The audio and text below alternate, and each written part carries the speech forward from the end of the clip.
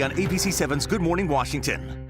Find styles from every corner of the world at Greenfront. Whether it's rugs from India, porcelain from the Orient, or furniture made here in the United States, Greenfront brings a world-size selection into one incredible location. Explore Greenfront in Manassas today. Traffic Watch 7 is our way of keeping you ahead of traffic. On the maps with Julie Wright. Mobile Track the first on the scene. On the roads with Mobile Track 7. And in your car with the new Traffic Watch 7 app. Traffic Watch 7. On your side no matter where you go. Developing tonight after a triple murder in D.C. Dead people in front of my house. Yeah, that's scary. I didn't imagine this. Outrage in the community as the mayor and police chief try to reassure residents. Also developing. We have a polar plunge headed our way. Coldest air of the season and maybe even some snow. Do you think there is evidence that there is a connection out there right now that could lead to the president directly? Absolutely not. A day after walking out of court, the president's longtime right-hand man opens up about the Russia investigation. Now, ABC 7 News at 11 on your side. ABC 7 beginning the night on storm watch. An Arctic front clashing with the storm system could combine to bring us snow at the worst possible time during an evening commute with everyone back at work and school. Stormwatch 7's Brian Vandegraff tracking the storm from the Weather Center. Brian. Yeah, it's going to be a 1-2 punch. We have some wintry weather headed our way just in time for the evening rush as we head through Tuesday evening, followed by some intense cold. Take a look at this. By Tuesday, we'll have wind chills in Minneapolis 52 below zero. Now, it's not going to get quite that intense here, but as we head through time, we could see our wind chills locally here into the single digits, especially as we head through Thursday. Thursday looks to be our coldest time period. Notice our wind chills go in the teens on Wednesday, but by Thursday morning could feel as cold as 2 below. So if we do pick up some precipitation, everything will turn to a layer of ice for the latter half of the week. But for tonight, things are calm, 22 to 32 degrees, partly cloudy and cold. Those winds are light southerly. I do think we'll see those clouds thinning out. And for the bus stop tomorrow morning, a cool start to the day. Temperatures are in the upper 20s to near 30.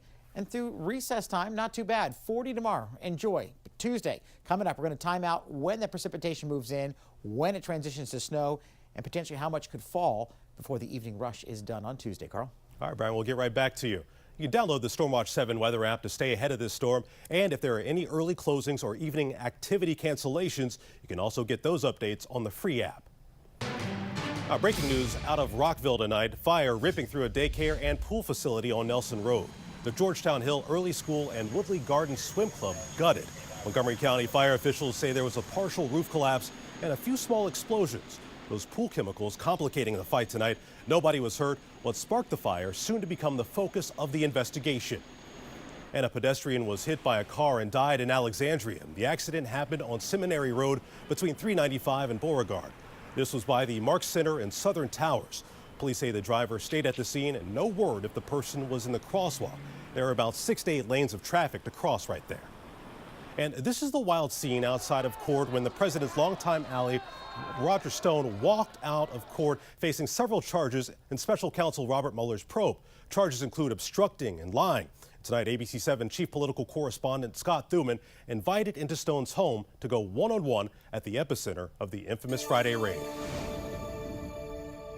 Well, he is the latest to be arrested in the Russia investigation. Roger Stone, a longtime advisor and friend of President Trump's, he insists he broke no laws.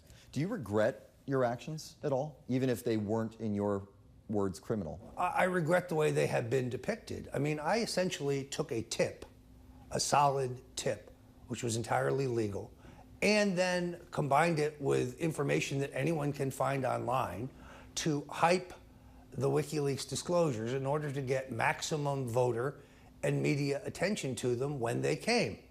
That's called politics. The FBI claims Stone lied about alleged coordinated discussions between the Trump campaign and WikiLeaks, which released hacked emails damaging to Hillary Clinton. Stone admits he had a lapse in memory when he denied certain interactions, but didn't break the law, and claims his arrest was political retaliation. How high up do you think this is going to go? Well, I mean, who's the biggest name to take a fall, you think? Again, I continue to read that Donald Trump Jr. is in the crosshairs. Now, it's hard for me to understand because there's nothing illegal about the meeting at Trump Tower. Do you think